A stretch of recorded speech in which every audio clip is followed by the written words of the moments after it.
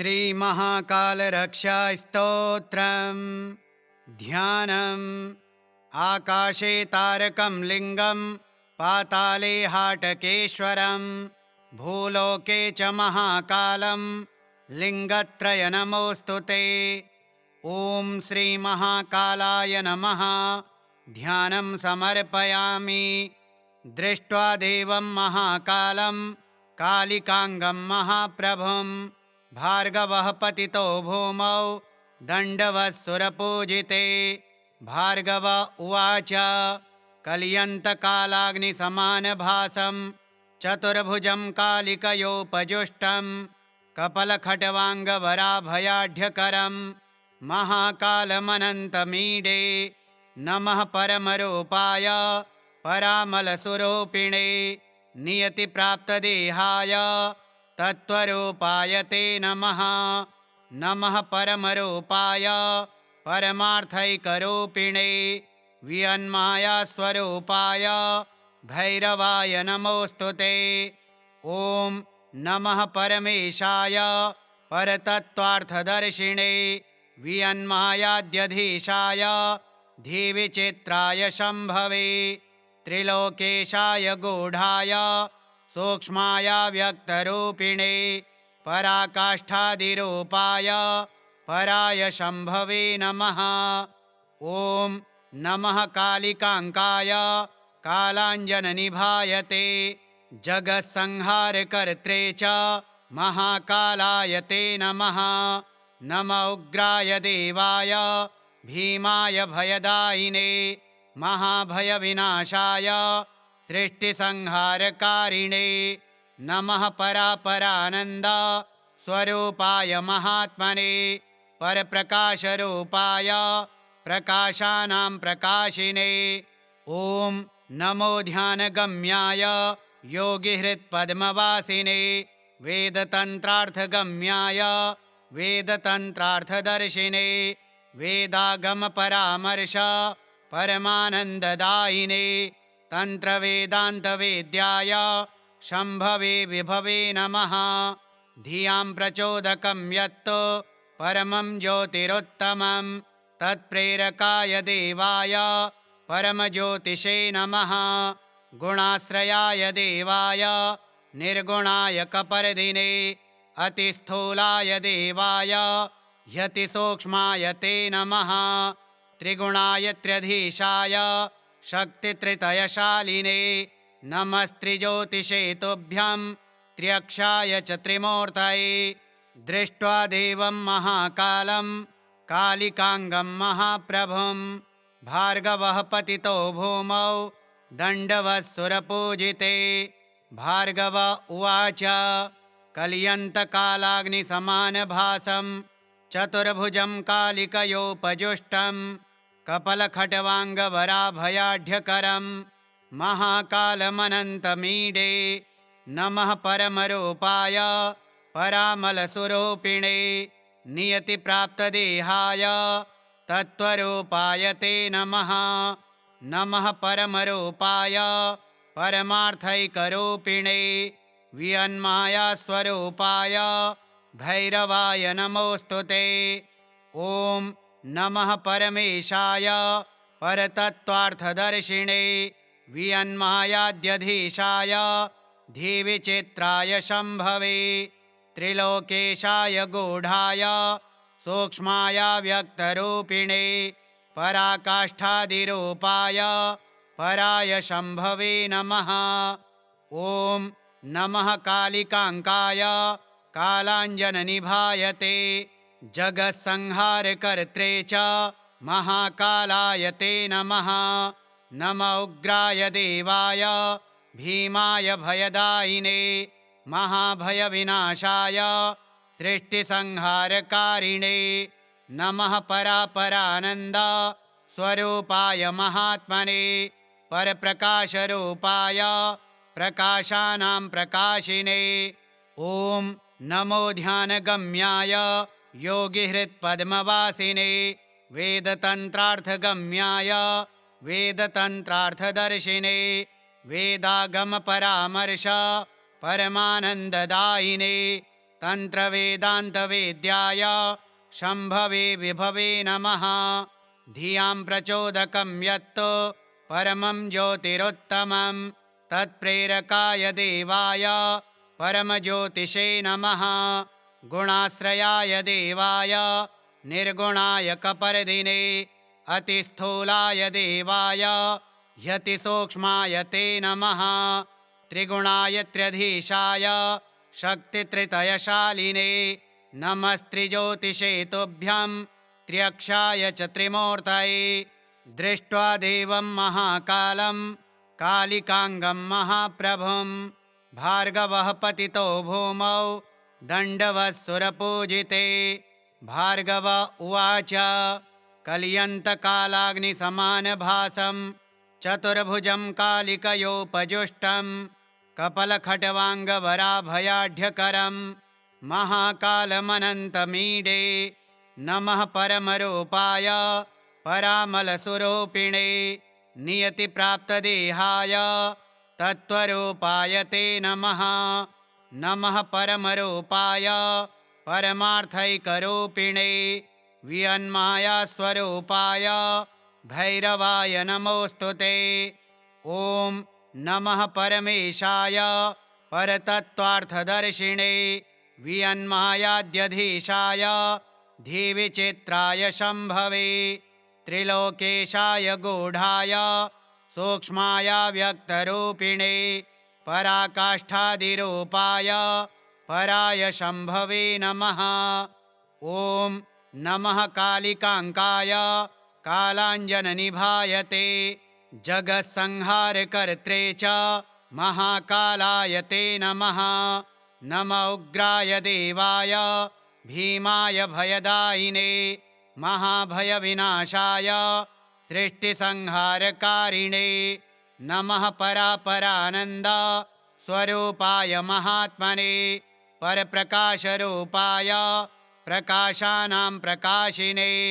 ॐ नमो ध्यानगम्याय योगिहृत्पद्मवासिने वेदतन्त्रार्थगम्याय वेदतन्त्रार्थदर्शिने वेदागमपरामर्श परमानन्ददायिने तन्त्रवेदान्तवेद्याय शम्भवे विभवे नमः। धियां प्रचोदकं यत्तु परमं ज्योतिरुत्तमं तत्प्रेरकाय देवाय परमज्योतिषे नमः। गुणाश्रयाय देवाय निर्गुणाय कपर्दिने अतिस्थूलाय देवाय ह्यतिसूक्ष्माय ते नमः। त्रिगुणाय त्र्यधीशाय शक्तित्रितयशालिने नमस्त्रिज्योतिषे तुभ्यं त्र्यक्षाय च त्रिमूर्तये।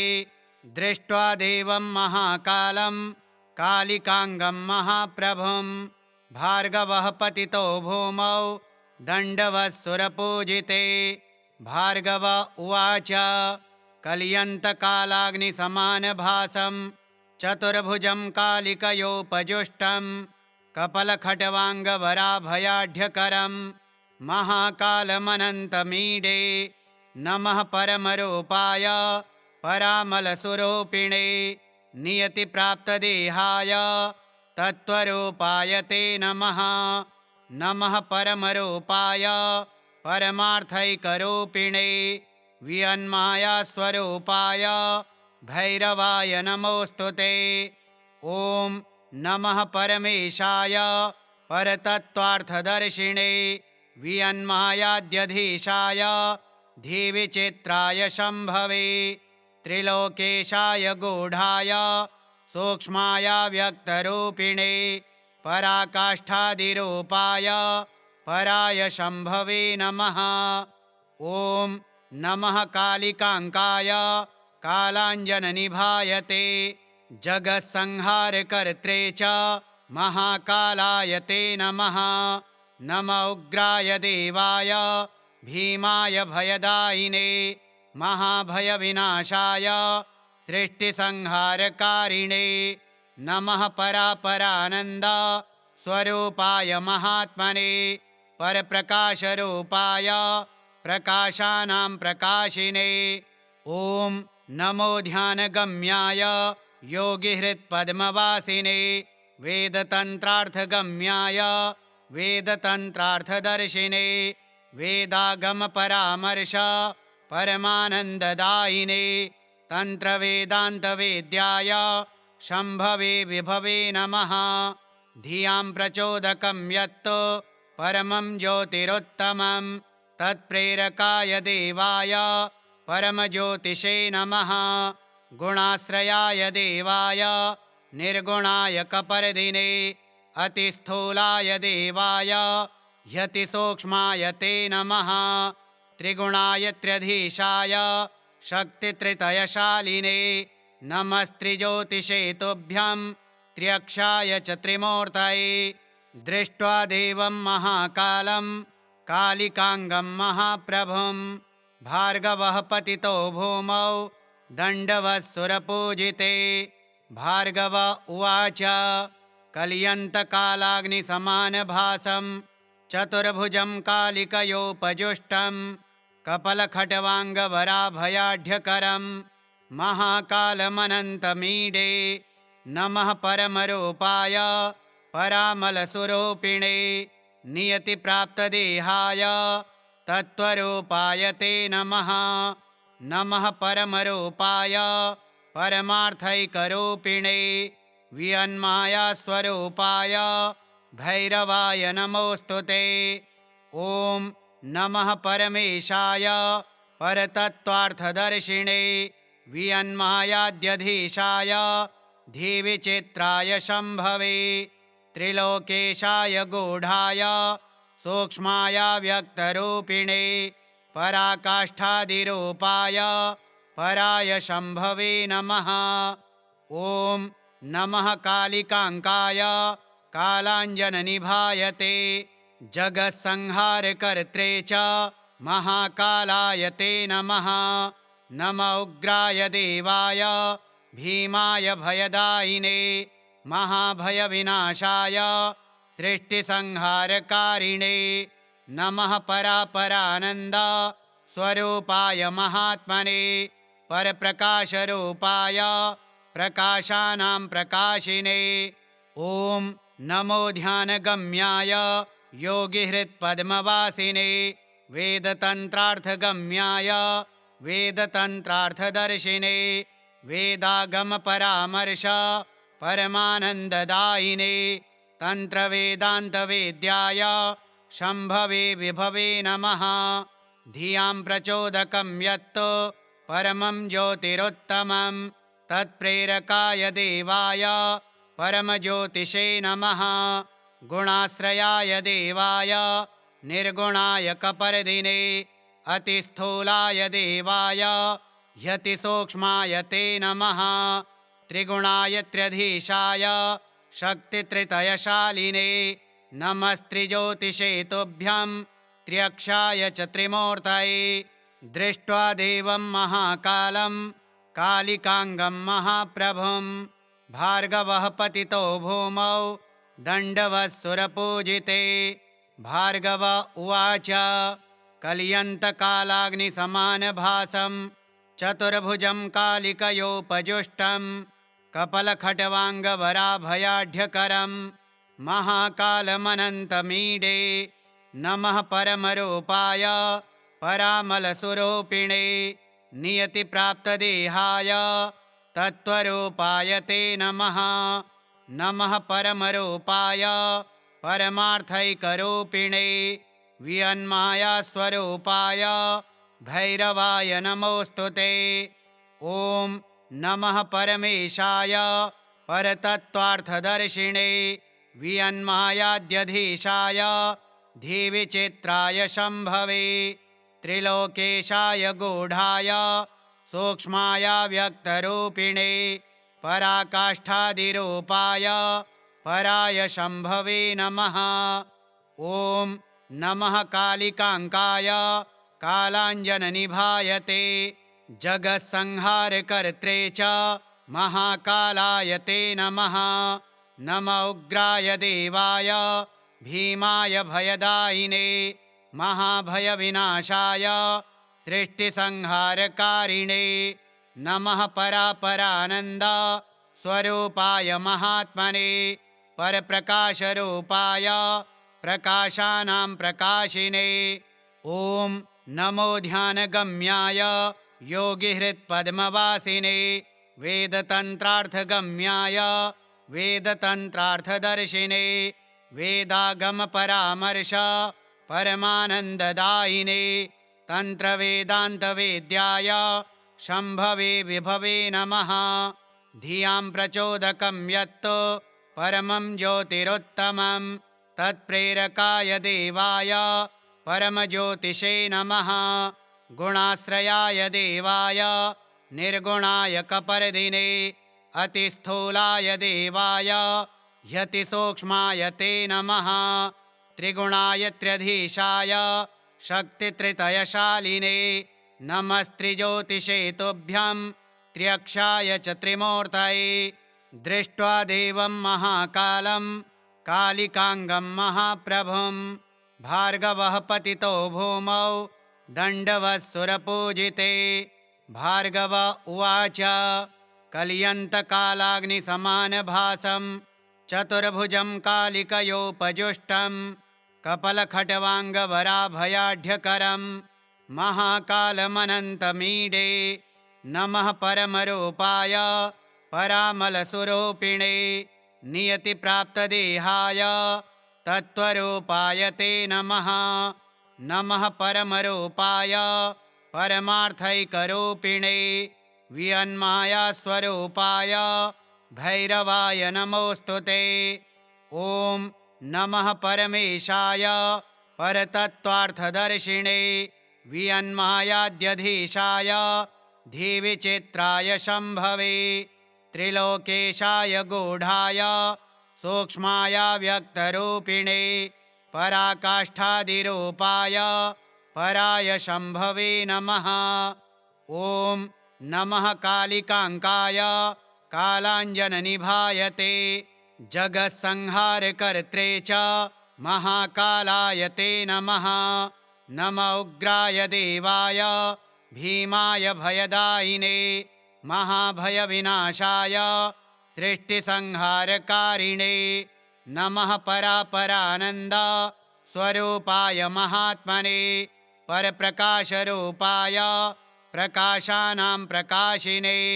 ॐ नमो ध्यानगम्याय योगिहृत्पद्मवासिने वेदतन्त्रार्थगम्याय वेदतन्त्रार्थदर्शिने वेदागमपरामर्श परमानन्ददायिने तन्त्रवेदान्तवेद्याय शम्भवे विभवे नमः।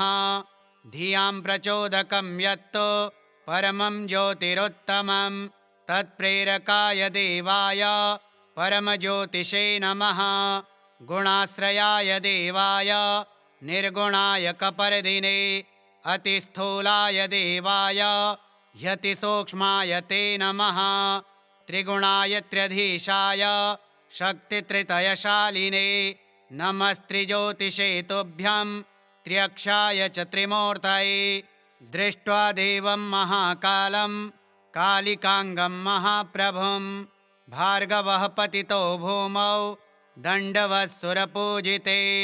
भार्गव उवाच कलियन्तकालाग्निसमानभासं चतुर्भुजं कालिकयोपजुष्टं कपलखट्वाङ्गवराभयाढ्यकरं महाकालमनन्तमीडे।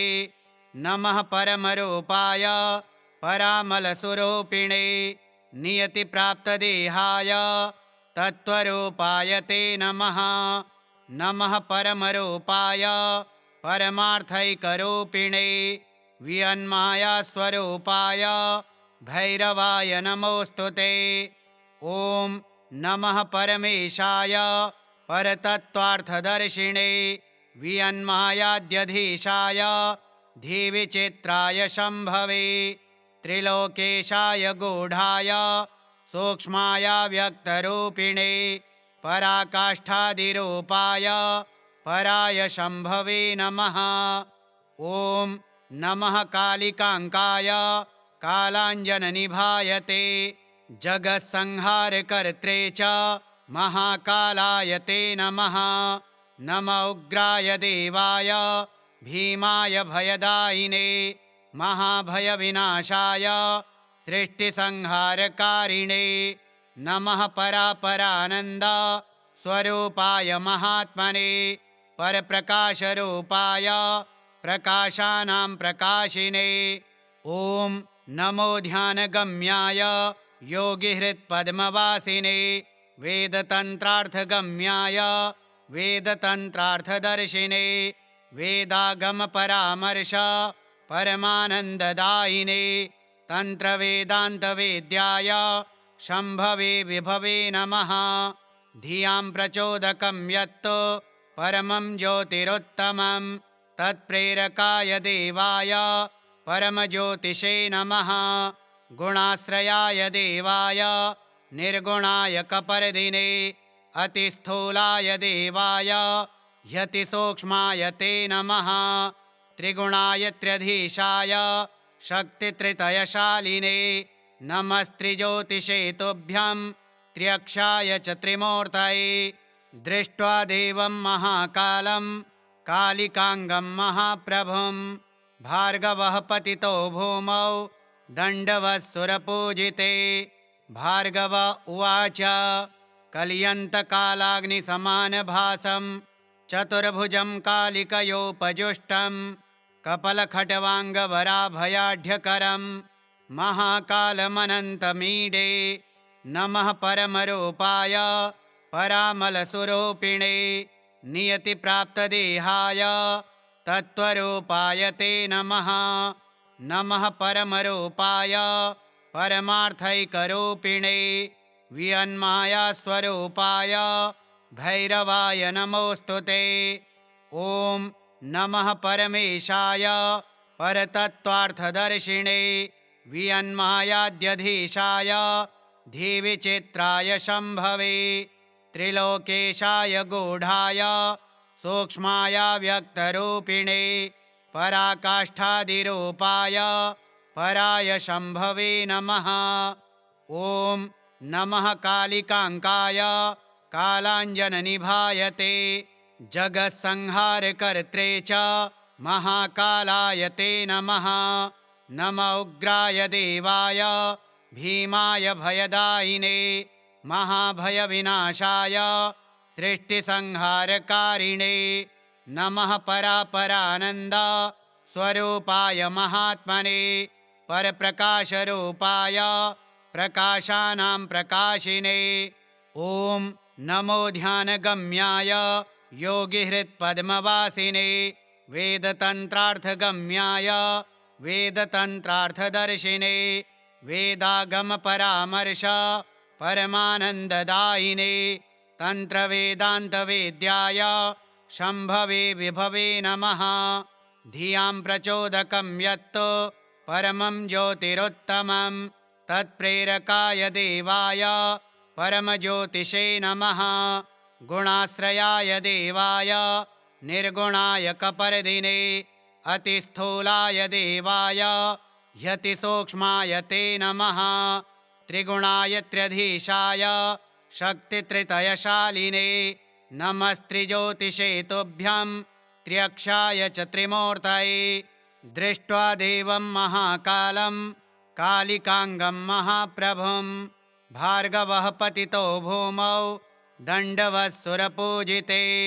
भार्गव उवाच कलियन्तकालाग्निसमानभासं चतुर्भुजं कालिकयोपजुष्टं कपलखट्वाङ्गवराभयाढ्यकरं महाकालमनन्तमीडे नमः परमरूपाय परामलस्वरूपिणे नियतिप्राप्तदेहाय तत्त्वरूपाय ते नमः नमः परमरूपाय परमार्थैकरूपिणे वियन्मायास्वरूपाय भैरवाय नमोऽस्तु ते ॐ नमः परमेशाय परतत्त्वार्थदर्शिने वियन्मायाद्यधीशाय धीविचित्राय शम्भवे त्रिलोकेशाय गूढाय सूक्ष्माय व्यक्तरूपिणे पराकाष्ठादिरूपाय पराय शम्भवे नमः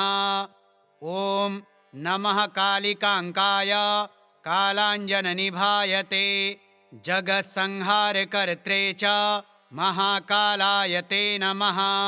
नम उग्राय देवाय भीमाय भयदायिने महाभयविनाशाय सृष्टिसंहारकारिणे नमः परापरानन्द स्वरूपाय महात्मने परप्रकाशरूपाय प्रकाशानां प्रकाशिने ॐ नमो ध्यानगम्याय योगिहृत्पद्मवासिने वेदतन्त्रार्थगम्याय वेदतन्त्रार्थदर्शिने वेदागमपरामर्श परमानन्ददायिने तन्त्रवेदान्तवेद्याय शम्भवे विभवे नमः। धियां प्रचोदकं यत् परमं ज्योतिरुत्तमं तत्प्रेरकाय देवाय परमज्योतिषे नमः। गुणाश्रयाय देवाय निर्गुणाय कपर्दिने अतिस्थूलाय देवाय ह्यतिसूक्ष्माय ते नमः। त्रिगुणाय त्र्यधीशाय शक्तित्रितयशालिने नमस्त्रिज्योतिषे तुभ्यं त्र्यक्षाय च त्रिमूर्तये। दृष्ट्वा देवं महाकालं कालिकाङ्गं महाप्रभुं भार्गवः पतितो भूमौ दण्डवत्सुरपूजिते।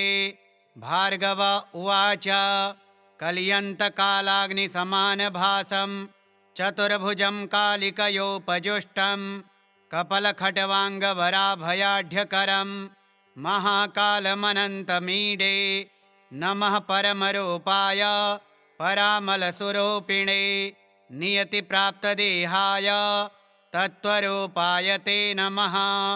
नमः परमरूपाय परमार्थैकरूपिणे वियन्मायास्वरूपाय भैरवाय नमोऽस्तु ते।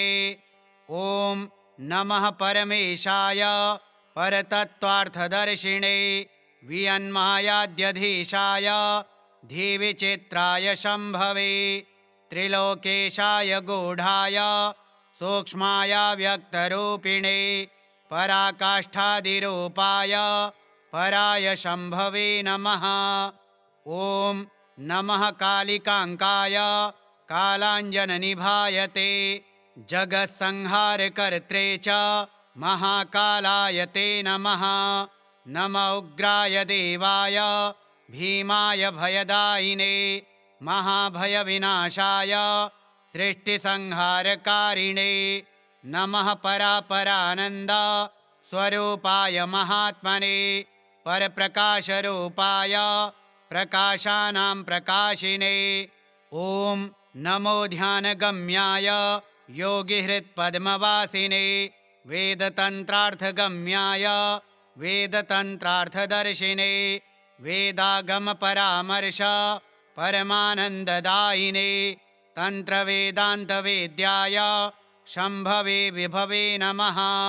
धियां प्रचोदकं यत् परमं ज्योतिरुत्तमं तत्प्रेरकाय देवाय परमज्योतिषे नमः। गुणाश्रयाय देवाय निर्गुणाय कपर्दिने अतिस्थूलाय देवाय ह्यतिसूक्ष्माय ते नमः। त्रिगुणाय त्र्यधीशाय शक्तित्रितयशालिने नमस्त्रिज्योतिषे तुभ्यं त्र्यक्षाय च त्रिमूर्तये। श्रीमहाकालरक्षास्तोत्रम् श्रीमहाकालार्पणमस्तु। ॐ श्रीमहाकालाय नमः।